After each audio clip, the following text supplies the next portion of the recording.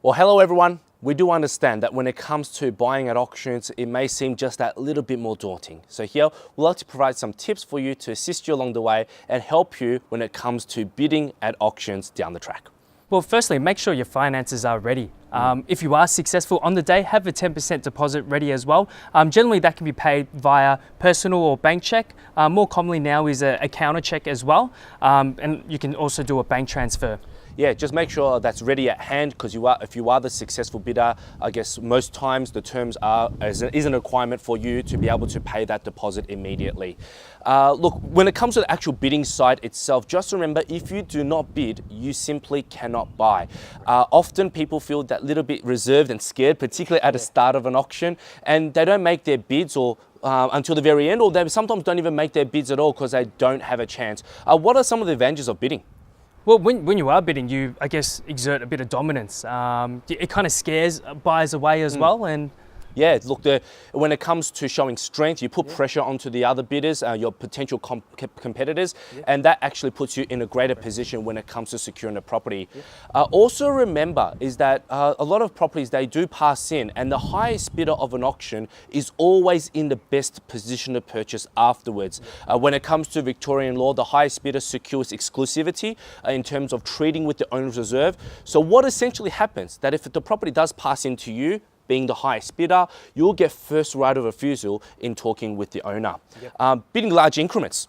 When it comes to the bidding side, often people like to go, you can say chip away at it. 1,000s, 1,000s, 1,000s. Even $500 increments. What we see work very successfully is going that up bid or that larger increment that could potentially scare off your competitors.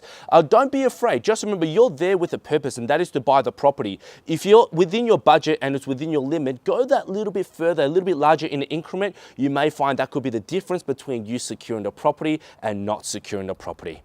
Now, important to understand some of the rules when it comes to buying at auction. Just remember, it is an unconditional sale, so there is no subject tos, no subject to finances as we spoke about, and also there's no cooling off provision. So if you do buy, make sure you're making the right decision because you can't change your mind.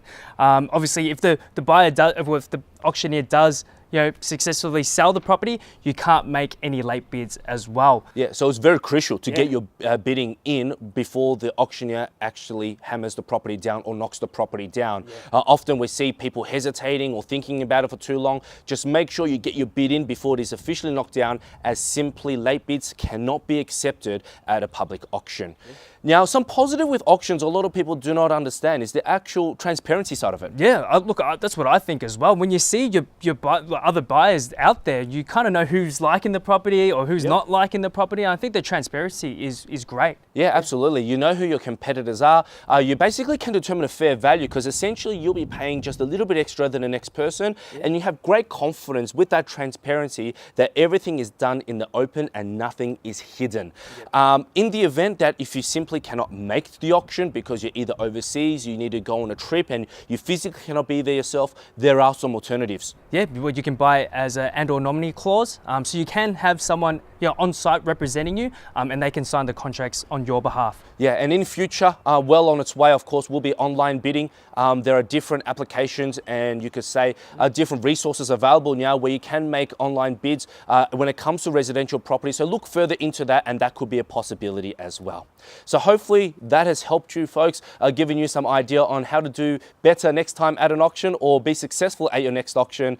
We'd love to speak to you in person if you want to know more detail. Call us on 855 83000. We hope to see you soon. Good luck.